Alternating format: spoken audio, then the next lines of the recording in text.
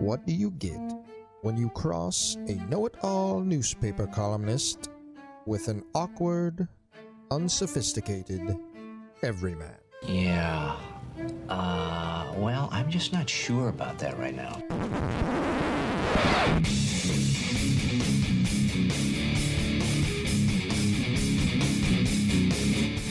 Welcome to Couch and the Rube.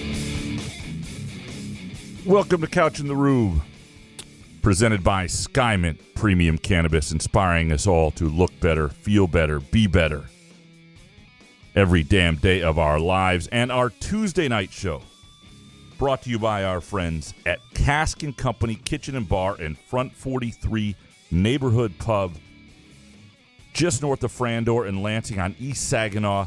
Fantastic menu, unbelievable drink selection, and one of my favorite things, an underrated patio.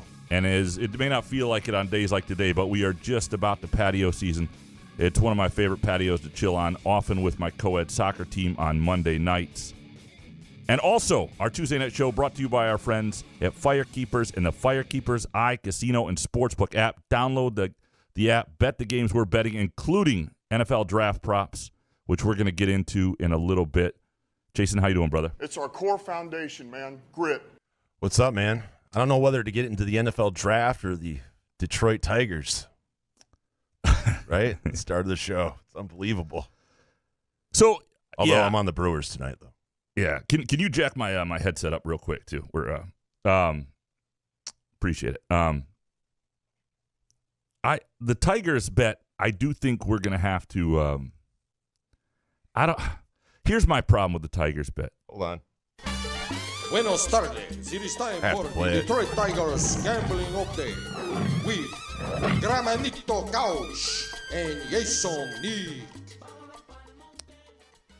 Yeah, I mean, so my issue is this. I don't want people to hate me. Is it because of the hot take that was saying, like, damn you, Couch, and your Tigers bet? No, it's... I'm still riding it. I am too. But I also know how I felt about people at certain stages of my life who were consistently losing me money with their betting advice.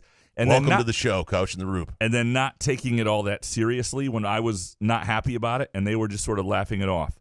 So I know that vibe, and I'm with you. I'll say this. What show were you listening to? Well, these were like, I was in the gambler guys back in the day, the 1-800 dark shit in the really? late 2000s. But what I'll say is this: I am losing the money with you. Now I am hedging it and often making it back by betting the under, and the unders are the play, and that's why I'm not losing tons of money on it. But I understand where you're at, and so I'm with you every night. I too am furious at what's going on with the Tigers. Man of the people, Graham Couch. And if just I'm sorry, but they're benching Riley Green tonight. He's striking out left and right, and you got Miguel Cabrera, where it's just absolutely sad. Oh, I'm on the Brewers tonight. I know. I'm just saying that, but I'm just saying if you're gonna panic and you want to jump off the boat, that's fine. But as a whole, collectively as a season, I think that we're gonna be fine if they're gonna keep putting Miggy out there. He gains weight faster than you do. Oh, sure. I mean, it's unbelievable. Miguel Cabrera, there's no excuse. Like, you watch LeBron James at 38 do what he does, and then you think about the shape that Miguel Cabrera is in a similar era like of Tommy life. Boy, I can hear you getting fatter. Yeah. Like, every time I turn on and hear Shep, I just see Biggie, and he's like, 10 more pounds. I'm like, Jesus, man. I get it. You're a legend. You're, off in the sunset. You can get as fat as you want. I just don't know why you're batting for my favorite team right now and why we can't buy out his salary. I mean, the Diamondbacks did it with Madison Baumgardner. They paid him $30 million to go away.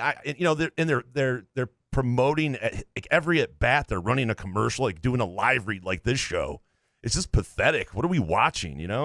I know they won last night, but they're winning too much, frankly. I mean, they're winning since the beginning. They've looked pretty damn good. Well, in the one-run games prior. Yeah, decide what you're going to be. All right, you can do this, Tigers, but you better be in the freaking title hunt all the way through. Otherwise, pipe down, start losing, and start making us money. I'm on the Brewers tonight. I think you're on the Brewers tonight. Yes. At some point, it's going to turn for us. But don't hate us if we're losing you constant money. And maybe bet against the Nationals and the A's too, or something else that to just or just stop betting, diversify one of the two things.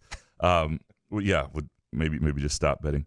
A couple things I wanted to get into before we're going to Nick Baumgardner from The Athletic is going to join us shortly, and we're going to talk NFL draft, Lions draft, and then Jason and I are going to talk about our favorite bets this weekend. You can bet the NFL draft, and there's one that I think is just too much free money. Like at this point, I don't understand why it's there. Like I'm about to mortgage my mother's house and savings on it.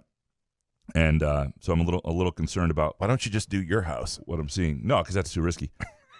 Mom, I can take care of. I can blame it on something else. Yeah. Start moving her stuff. So I asked my wife about the co-present thing. Where it came from. First of all, I'm even. You were pronouncing it wrong reading it. You kept saying co-present. Co-present. Yeah. I'm spelling it and announcing it wrong, saying co-present. It's really co-presence is where it came from. It's co-presence is what I should be saying. And I do say co-present to my wife, and she never corrects me. But apparently during the height of the pandemic, it was a New York Times article that a family friend shared with us that talked about how people in workplaces were missing co-presenting with each other, the co-presence of like being in a workplace with each other, just the co-presence of that. And that's how it was phrased. And it was kind of cool, and we adopted it then. I didn't know that's where it came from. I just heard her start saying it, so we started saying it, became a thing. So it was like mid-pandemic from a New York Times article about people in the workplace missing each other and just the ability to sort of be among each other, and that's where it came from. So it's less weird than you think. So there. No, it's still weird. Okay. It's just it's nice to know where you guys got it from and that you read an article and decided to steal it, and then. We didn't steal it. Was that meant for? I mean, is that article the author of that article? Is that what they meant to do? Is have couples create a co-presence? I think it's everywhere. I think it's catching on. Based on our listeners, I think it's catching on. As everybody's like, "What? What were you talking about?" The other thing to get into before we get to Nick, watching the NBA playoffs last night, and the Jimmy Butler game was amazing. But Jaren Jackson and Xavier Tillman for Memphis against the Lakers. Out there playing major minutes, playing the end of the game together. Guarding LeBron at the end. Yeah, Tillman guarding LeBron, doing a pretty good job. I know LeBron hit that shot. Jackson on the help defense. Two close friends, guys from the same class at MSU, doing it at that NBA level. I'll tell you, though, what my thought was. Like, those two guys were in a front court on a team with Cassius Winston and Miles Bridges. And if you want to add to the what ifs, like I don't know if if MSU fans who still struggle with what happened in 2018 or not even getting it done. I mean, Jaren Jackson obviously left before 2019, and so there wasn't as many guys there. If he had come back, if you had that lineup, and he nearly came back, if you had Jaren Jackson with Tillman in 2019 with that Cassius Winston team that went to a Final Four anyway, there again is a what if. You talk about Izzo's next title. That would have been the next best chance, bar none, I think, beyond the, we talk about 2013-14 and other things. That would have been it after 2000. It would have been 2019. But even in 2017-18, and I know Jaren Jackson was still a developmental project and all that stuff. He wasn't the player he became, and Tillman wasn't the player he became. But you just start thinking about that team had Cassius Winston at point guard, had Miles Bridges on it, who came back for a sophomore year, who was a lottery pick. And until his own off-court stuff was about to get paid handsomely. You think about the core group of those guys. That, I think, is when you watch those two in the NBA, like, God, how did that timing not work? How did that whole deal not work? And we can go back to the Syracuse game and all that shit. But when I watch those guys, it's fun for me because I got to know them both, especially Tillman, who I had a lot of great conversations with. And it's fun to see him have a run like this in the NBA. And have his coach trust him as the answer to guarding LeBron. Like that guy's going to have a 10-year career. I thought it was Dylan Brooks. Yeah, he ain't. Yeah. No? That's it. Yeah, that's a great point. At the end of the game, it ain't Dylan Brooks. It's Xavier Tillman guarding LeBron. But then again, it was Xavier Tillman who did so well against Zion Williamson in that Elite Eight game. This is who Tillman defensively, this is what got him in the league, and I don't know. It's kind of fun. So who do you got in that series? You think the Lakers obviously up 3-1? I think they'll still probably pull it out. Really? Yeah. I hear people saying Memphis is going to come back, but I don't. Like I said, I'm just tuning into the NBA playoffs, trying to figure out if I can bet on any of this stuff or not. But yeah, the safest thing to me, the best bet right now in the NBA that you can find at the Firekeepers iCasino and Sportsbook app is the Celtics. I think Celtics like minus 125 to make the finals. I think is the best bet. Wow. I think the Celtics are going to win the East. I don't think, especially if Milwaukee goes down here. I don't think there's. I think the Celtics winning the East at minus 125, you can still get it. That is the best bet to jump on in the NBA playoffs. Enjoy the favorite all the way through. Make some money. But if you add someone on the West, maybe you think someone, because your odds obviously increase if you have the two teams that are left. I think the maybe Celtics sprinkle on that as well. I think the Celtics are going to win the title. Yeah, the West is hard to say, but Denver. I mean, I'm saying you could still sprinkle if you put. If you add Phoenix, does that add it up to plus money? But yeah, right, plus 175 maybe. But yeah, I'm just saying if you want a safe bet, just like all these Tigers bets I've been giving you, this would be the one. We'll get into our NFL draft bets in a little bit. But first, we're going to take a quick break, come back with Nick Baumgardner, talk NFL draft. Couch in the Rube, presented by Skymint Premium Cannabis, Front 43 Neighborhood Pub and Cask & Company, and our friends at Firekeepers iCasino and Sportsbook app. Where else can you cheer on your team? Enjoy a mouth-watering burger or savory sushi. Sip on handcrafted cocktails or one of 46 beers on tap. Take your game day or date night to Cask & Company Kitchen Bar or Front 43 Neighborhood Pub near Frandor. Two amazing places with one awesome blended modern American-Asian menu. Catch the game on one of 30 60-inch TVs or stop in for the all-you-can-eat lunch buffet. Enjoy happy hour or elevate your night out at Cask & Company or Front 43 on East Saginaw in Lansing. Ever wondered just how comfortable you can be? Find out with Muskox high-quality flannels. Muskox is a Detroit-based company that creates durable comfort that'll last a lifetime. Muskox flannels are thoughtfully designed with 100% cotton that is ethically sourced and double-brushed for softness. This will be the softest flannel you'll ever buy, guaranteed. For every $100 purchase, Muskox will donate $10 to the Alaska Wildlife Conservation Center. Get comfortable this fall and winter with Muskox flannels. Learn more or order yours today at gomuskox.com. Firekeepers Online Casino and Sportsbook is the site to play. Get your Vegas on right now from your phone, tablet, or laptop. All the hottest slots and tables, plus sports betting featuring in-game wagering. Download the app at firekeeperscasino.com. Go with the name you know. Firekeepers. Terms and conditions apply. Must be 21 or older and located in Michigan. Gambling problem? Call the Michigan Problem Gambling Helpline at 1-800-270-7117. Find Couch in the Rube podcasts on Spreaker, iTunes, iHeartRadio, Spotify, YouTube, Facebook, Google Podcasts, CastBox, and the Rube's favorite podcast addict.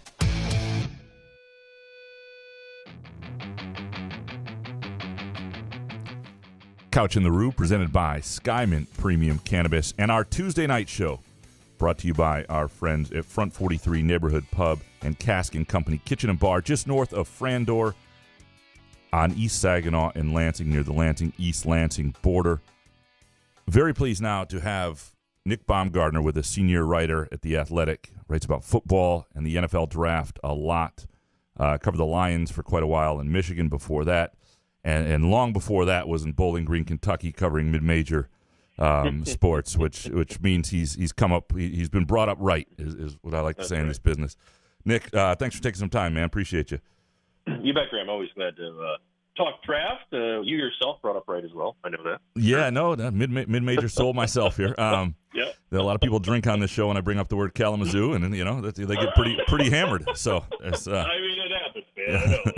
When you ride those roads and fly those weird flight paths, you kind of feel like you're in a carnival. It's right. So yeah, I've definitely lived that life. Yeah. And you just want to share it with everybody else.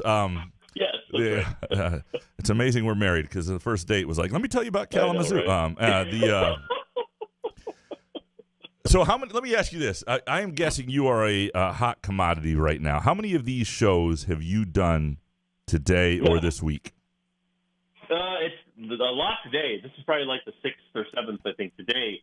But I actually think that, I get all Dane Grubler's leftovers, I think is what's happening here, because we've got like since the Athletic got bought by the New York Times, we've got like bookers now that send out the back call, and I think Dane gets like quadruple booked beyond repair, and then they start calling me and they're like, "Hey, can you do the leftovers?" So I'm like Dane's secretary these days, which is good. I like doing that. Dane's a fun guy to walk behind sometimes with all the knowledge he drops.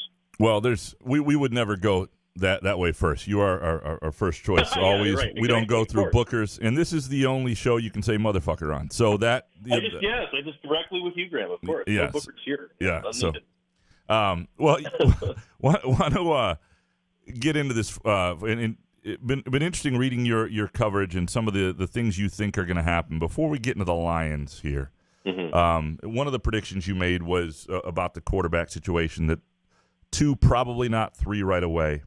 And we're looking at Bryce Young and C.J. Stroud based on what you're thinking here. But like, is it just me, or I have Anthony Richardson and Will Levis have zero appeal to me. Like, what? I don't even understand why they are in consideration. Like, I don't know. I mean, I get that people get hyped about quarterbacks. I am not about those two.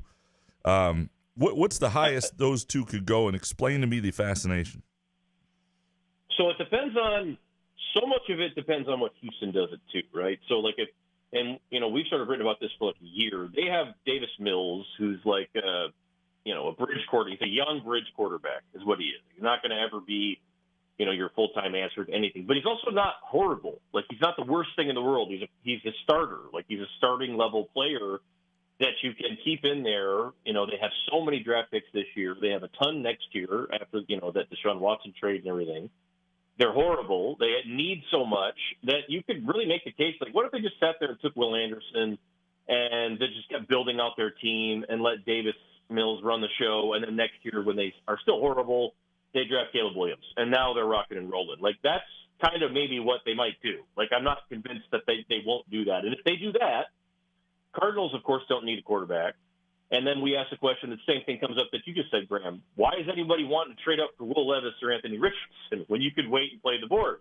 And does anybody want to trade up for C.J. Stroud? And that becomes the big question of, does he just fall to Indianapolis at 4?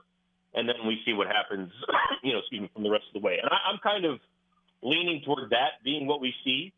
Of course, if Houston takes TJ at 2 or makes a deal and somebody goes up there and gets him at 2, well, now Indy needs a quarterback. And so that's where the third guy comes into play. And that becomes, are they comfortable drafting Will Levis or Anthony Richardson at 4?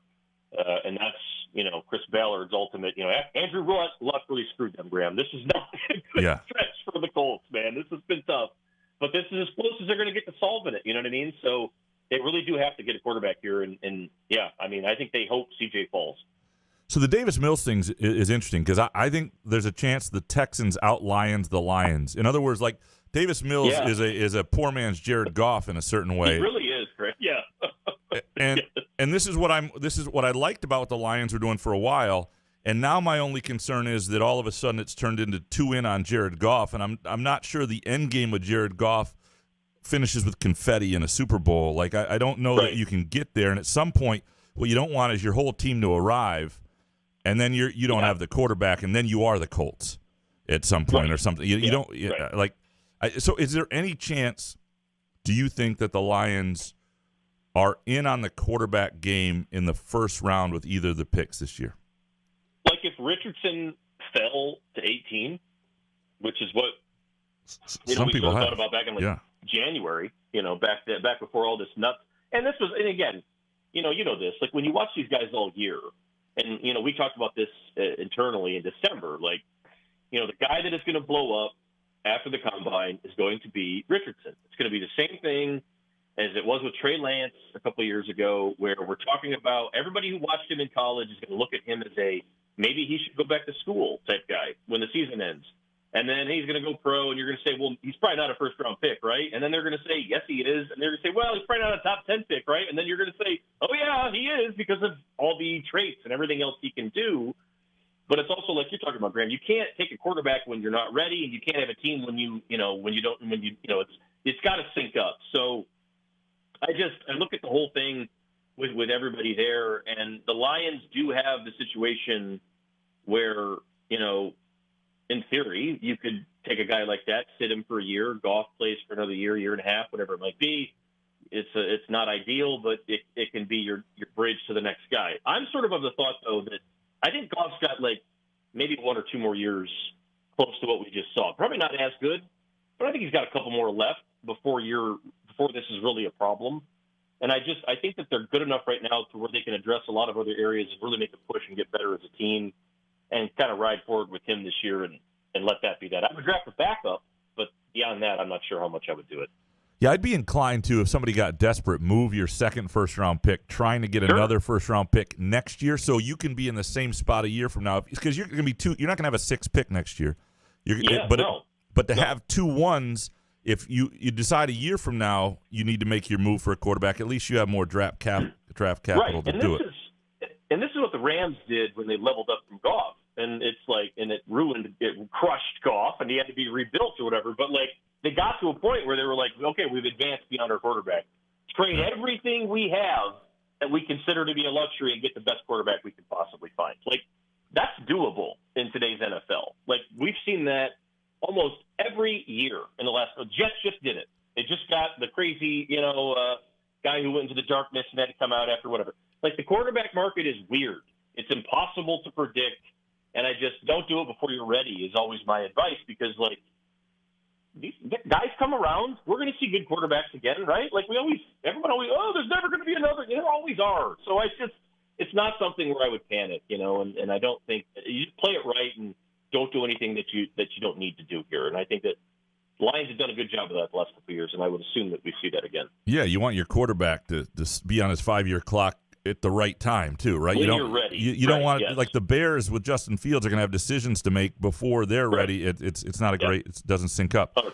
And the Eagles did it 100% correct. Yeah. As you just see, and then they jumped the line and got him and got Hurts signed on a deal that's going to look like a bargain in 2 years. You know what I mean? So that's really how you do it, I think. But that's also kind of advanced scouting and really building your team first and making sure you get a guy that can fit. So in the mock draft that you and Colton Pouncey did.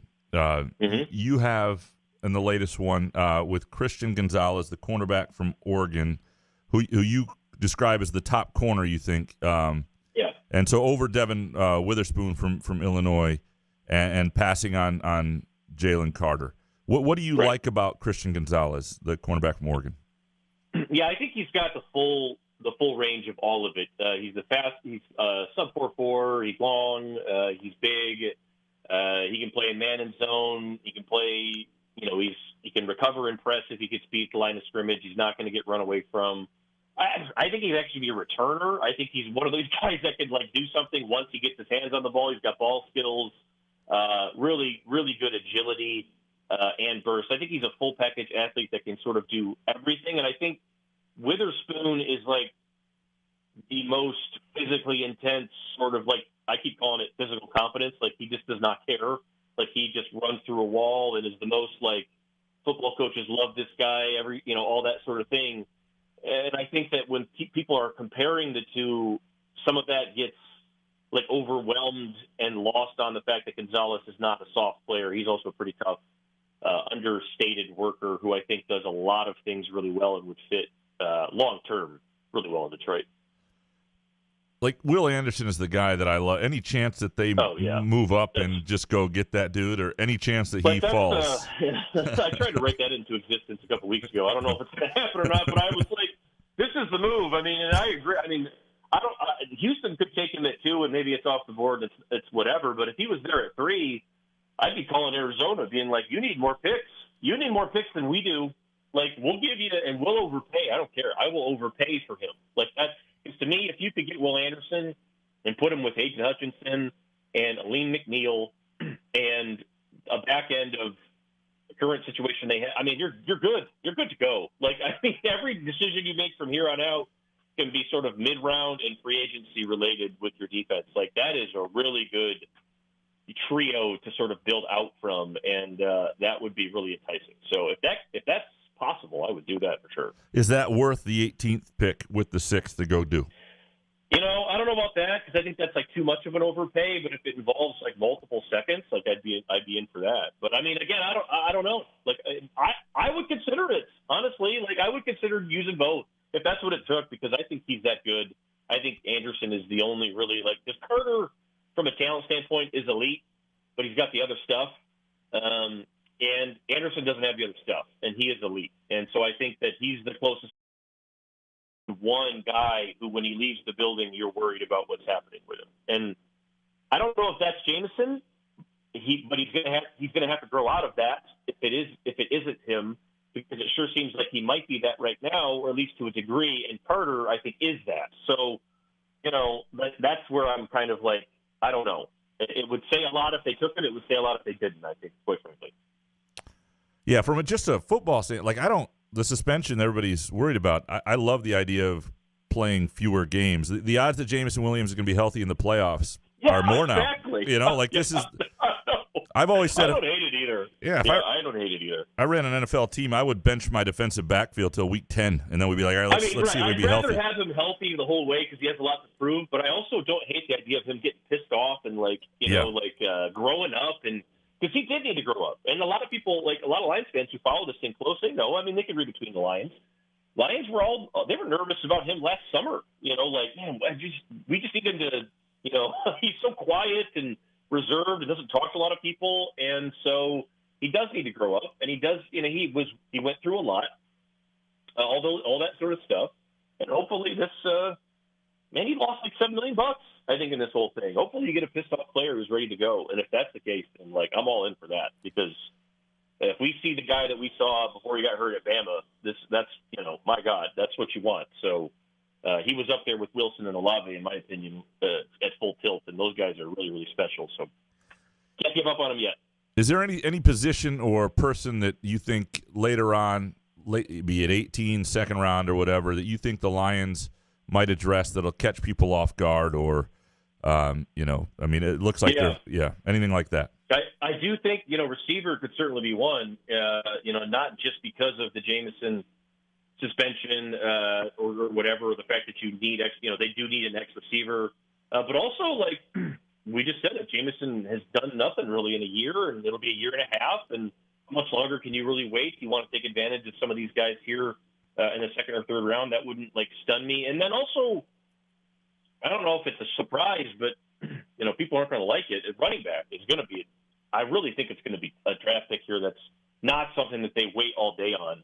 I don't know if it'll be Bijan, Robinson or whatever. But I mean, you've got guys here in the top 100. Tyjae Spears, Devin Achane, Charbonnet from UCLA, who used to be at Michigan. There's a Gibbs from Alabama. I mean, there are really, really good backs in this class that. I don't know if they're all the way convinced Swift is going to be a long-term answer here. I think you can restart the clock on that right now and pair somebody with Montgomery if you want, and this would be a good year to do that. So that wouldn't shock me to see them take one earlier than people maybe want them to.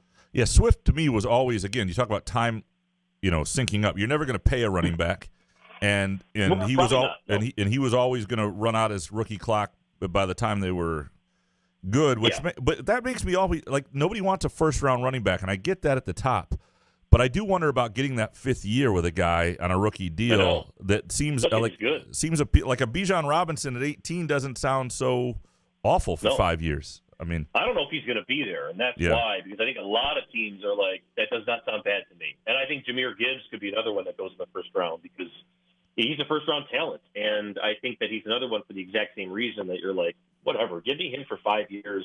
I'll pick up, we'll figure out a way, we'll franchise him or whatever, get him for the 6. I think Zeke Elliott's the one I keep using as the model. He was there 7 years and rushed for 9,000 yards. I'm like, okay, I'll take that. I'll take that, right? Sometimes we overcomplicate it, I feel like, but it has to be an elite player, and really the only two on the board like that are Bijan and Gibbs. So the one Michigan State guy who's got a chance to go fairly high here is Jayden Reed. I mean, fairly high, second day. But where are you? Second day, yeah. Where are you on him? Yeah, he's for sure a day 2 guy. I'm very curious to see where he falls, sort of in the top 10 of receivers. I think he's a top 10 receiver. And when you stack them up against some bigger guys, of course, you're going to run into, well, this guy's bigger, this guy's longer, or this guy might have a little bit more speed in some areas, whatever the testing might be. But the one thing that he showed at the Senior Bowl that I think a lot of people already sort of knew about him, and I think it really highlights the fact that he had a statistical year that wasn't maybe what you would have liked from a guy that was really explosive the year before, but they had a bad team and everything else. He cooked everybody at the Senior Bowl, and he showed the stuff that we saw from him at Michigan State, which is the guy who can go up in the air against bigger defenders, out-muscle them for the ball. He's terrific in the air. I think he is more than what Michigan State used him as, but that's for what they needed him for. He was perfect. I think he's got more to his route tree, and I think he has elite speed. I think he's got elite quick area or short area, quick suddenness to just separate and then not let guys get back on him. So I like him a lot. I think he's a guy that I wouldn't be shocked if he slips into the end of the second, but probably a third round guy. I mean, but there's a lot of good receivers in that group, but that would be somewhere in there for him. But I think last year he would have been drafted, quite honestly. Well, that's what's interesting. I mean, he came back after a healthy 2021. He must have been thinking, I'm going to squeeze into the upper set. I mean, it doesn't seem like he's could have been. Yeah, I don't really know why he came back. I mean, he got injured and didn't work out as well. But the good news for him is he was healthy in time for the Senior Bowl, and where you really had to show out. And it doesn't seem like it hurt him all that much. No, not at all. And I think that's the better part of it, because you can look back at that and say, look, he was down here, but whatever. The team still loved him. Nobody at Michigan State could say anything bad about him. They were like, he was a credit for the program. He grinded through it. Like, he probably helped the younger guys. Sometimes when guys stick and get through that crap and are still standing on the other side, they look way better to these NFL scouts for it. And I do wonder if some of that is with Jayden too, because man, you went through a lot and you transferred, coaching change. They didn't have the year they wanted. Still stand. He's a good kid. Nick, I appreciate the time, man. I hope you survive the next few days, and that your family is checked into a hotel in some other state and is able to enjoy themselves. We will survive it one way or the other, and then May is always a good month around here for sure. Yeah. Appreciate you, brother. We'll talk soon. You bet, man. That's Nick Baumgardner, senior writer at The Athletic. Always enjoy chatting with him. He and I were briefly partners at M Live. I was covering Michigan State, and he was covering Michigan for a brief period back in the 2012s, a while back when we were young fellows there. Boy, get you a friend that laughs at your jokes like Nick Baumgardner. It's outstanding. Well, you're the funniest motherfucker I've ever met, I guess. If my wife, what am I missing? If my wife laughed like Nick Baumgardner does at my jokes, I'd be a happy man. Or listen to your stories. Either one. Yeah. No, if you ask me dinner with Nick Baumgardner or dinner with my wife, what am I choosing? Divorce. I'm choosing dinner with my wife, of course. Why wouldn't you? And you know where I would probably take her? As long as there's a TV over her shoulder. Well, I would probably take her to Cask & Company, where I would get that exact experience, by the way. It's one of the great date night things at Cask & Company and Front 43. Front 43, more of a pub-type deal. Great atmosphere, great vibe. Cask & Company, perfect date night spot. Good TVs, but they don't overwhelm you. It's not like you're taking your date to a sports bar. Fantastic menu. You can eat heavy, you can eat light. And starting next week with my co-ed soccer team, I'll be there every single Monday night after our soccer wins to celebrate with their great menu and beer selection. So, any takeaways from what you heard from Nick? I agree with him about trading up to get Will Anderson.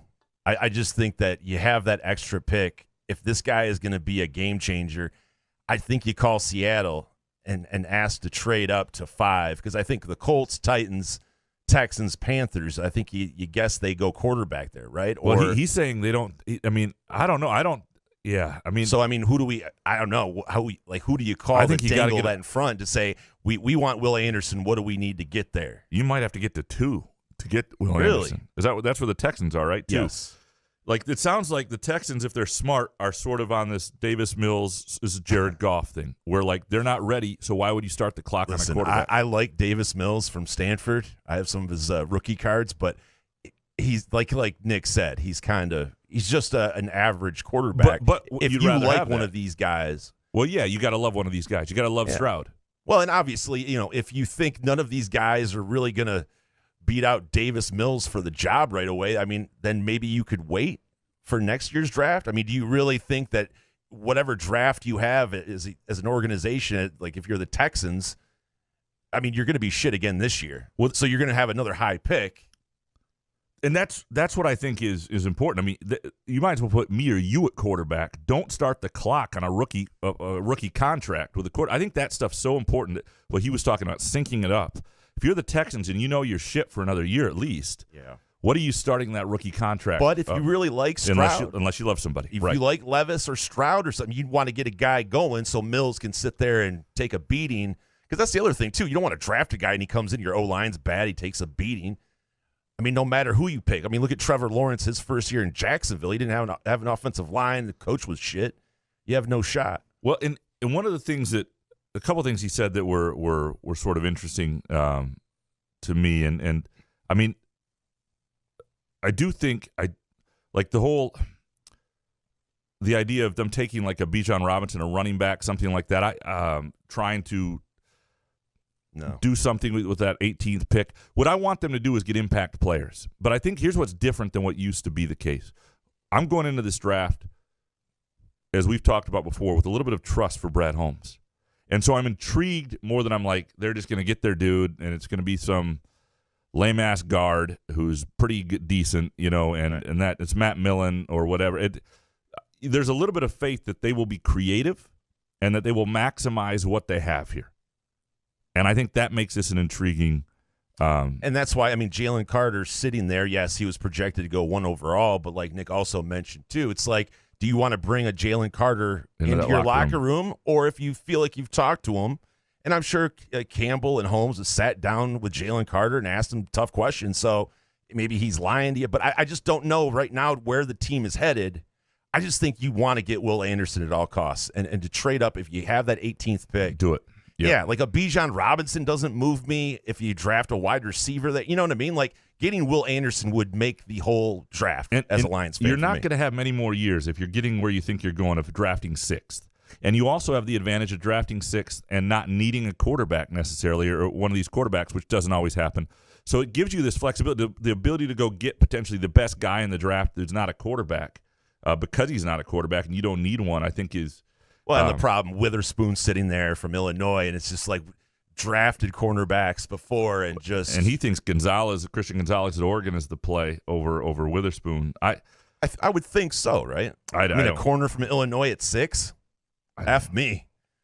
Well, I mean, I know for Oregon isn't meaning much more, but you know what I mean? I'm just saying. Witherspoon's pretty good. I understand that, but if we can't, you get that close to a guy like Will Anderson who can change things, can run off the edge near Hutchinson. I mean, I just envision that defense like the Lions had in 2011. That was so much fun. Here's the deal. If you take a corner at 6 and he has the same career as what's-his-nuts from Ohio State, they just cut. What's his name? This guy David Boston. Oh, fuck you.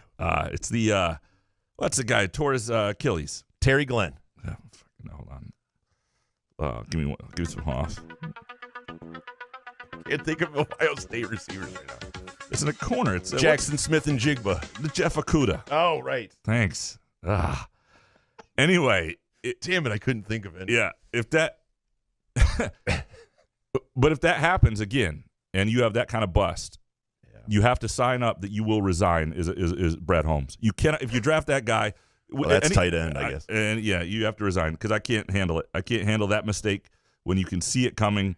And I understand you have to have good corners and all that stuff. The whole thing with Jalen Carter, what you don't want to do is draft Malik McDowell. You have to know, I mean, you can, you got to know that this guy's not a problem. And it doesn't take much talking to teammates. Like you can have a guy who got in some trouble. You can have a guy you're a little worried about his conditioning, and that's an issue. And then you can have Malik McDowell, where if you talk to anybody who played defensive line at Michigan State in 2014, 15, like they knew. 2015, I guess it was the year he was a sophomore and playing a lot, or whatever year he was. But anyway, I mean, they had the right guys who could corral him. But again, you only have one of those guys. And the next year, you didn't have that leadership, and the whole thing really fell apart. Well, and I know with the drag racing thing, the off the field thing, but I guess what bothered me, I shouldn't say that because someone died in that accident. But what bothered me more is showing up to his pro day and being so out of shape. I can understand being a little rusty because you've been through some stuff, but you can still work out, right? And you show up and you're winded in your workouts, and we're going to take that guy 6th overall. Like, you knew this day was coming, and you still show up fat, Miggy fat, not out of shape. No, I just can't. I don't get it. Well, the way the Lions are going, I just don't think you want to get those kind of guys in the locker room anymore. But even if you told me I was about to go to the NFL draft, I'm going to my pro day, even Raccoon Graham could stay out of the fucking cupboards, you know? Like, I'm sorry. But you would at least go for a jog, right? I mean, you wouldn't get myself in shape. You wouldn't be winded at your pro. Put it this way. All I am doing, I'm a 43-year-old man whose rec league soccer starts next Monday. Ooh. And I had not been playing basketball for like 4 months during basketball season because the MSU had this stupid schedule where they were on the road every weekend, and my Sunday game I couldn't make, and other games early, whatever. But I out of respect for my soccer team, a couple weeks before that, I started playing in every available pickup basketball game. I'm going to have 7 games in. Already this week, in the second week, I felt my wind coming back, was feeling better. Like, that's out of respect for a co-ed Monday night rec league soccer team. If you told me you're preparing for the NFL draft, I would take it very seriously. Jalen Carter needs your mentality. Yes. Yeah, he does. The other thing I found overall. Jayden Reed, I thought was interesting stuff he said. I think I might write about him this weekend because I do think Reed's legacy at Michigan State is interesting and could have been more. Yeah. And yet he did play through those injuries this year, and we never saw – we saw it a little bit, the best of him. And when he finally got healthy, we saw the impact of that too and how he could change a game. And you get reminded of that. And you get reminded of how, especially a smaller receiver, how much he slowed down by not being healthy. But, yeah, he's a guy that I think – You do wonder. You look back at this Michigan State year, and you go Xavier Henderson, Darius Snow, Jayden Reed, Peyton Thorne, all suffered very early injuries in that season. And there are injuries in every season, and sometimes you get hit with tons on the offensive line. But if those 4 guys somehow don't get hurt, you do wonder what the season looked like. If those 4 guys are healthy at Washington, healthy against Minnesota, like what is this? How different are things? And I do, and it would have been interesting. But that defense still would have given up 800 yards. No, not with Henderson and Snow. I think they were much more organized. I think it would have been a better. It wouldn't have been quite. It wouldn't have been the total clusterfuck that it. So 500 yards instead. Yeah. So the other thing I want to get into with you, is a little bit of NFL draft props for people like those, presented by our friends at Firekeepers iCasino and Sportsbook app. Download the app, play the bets that we are playing. Do you like the props? So I play a few of them. It's sort of like golf. I lose most of them, but I like playing them. It's kind of fun. And I usually do a couple conservatively that I like a lot. So this year, for example, tell me this isn't just printing money. Total quarterbacks drafted in the first round, under 4.5, plus 130. Like, what am I missing? Who's the fit? Like, I've seen mock drafts. Hooker? I guess. But I've seen mock drafts that don't even get to 4 in the first round, that don't have Richard. Like, I think he's going to fall out like Willis last year. I think I am stunned by some of the people who are enamored with his game. Like, I think the bust potential is great, and I don't think you can use a first-round pick on him. Boy, I know this is going to be a freezing cold take if Richardson. I mean, what does he have to do in his first 3 years to make him a non-bust? Right? Well, the big thing is you shouldn't play in year 1 wherever he goes. He's just not ready. I don't think, and he's going to have to become. Eventually you got to become like a Lamar Jackson, where the passing part of your game becomes more than adequate to allow your athleticism. But there's very little evidence of that happening. Like, Lamar Jackson was a better passer than Richardson Richardson's at Florida, Lamar Jackson at Louisville. Jalen Hurts was a really shitty passer early on, but always had this just insane work ethic, played a lot of years of college football, a lot of experience. You know, like, to me, if Richardson was a serious pick, if he was a serious person, you'd go back. He'd go back. But we know the first 4 picks: Panthers, Texans, Titans, Colts. They all need a quarterback. So if they all take a quarterback, obviously there's 4. So what is the other teams that you would have to be worried about that kind of need quarterback right now? A lot of mock drafts. I mean the Commanders. But I'll give you just one mock draft I was looking at today. Because I like your bet. I could see someone sneaking in to the bottom end of the first round and taking maybe Hendon Hooker or something. I mean, I don't know. So this is Matt Miller from ESPN. His latest mock, right? He's got Bryce Young going 1 with the Panthers, Will Anderson 2 to the Texans, Tyree Wilson defensive end going 3 to the Cardinals, and they obviously don't need the Cardinals are 3. That's what we have to remember. They don't need a quarterback. He's got Stroud going 4 to the Colts.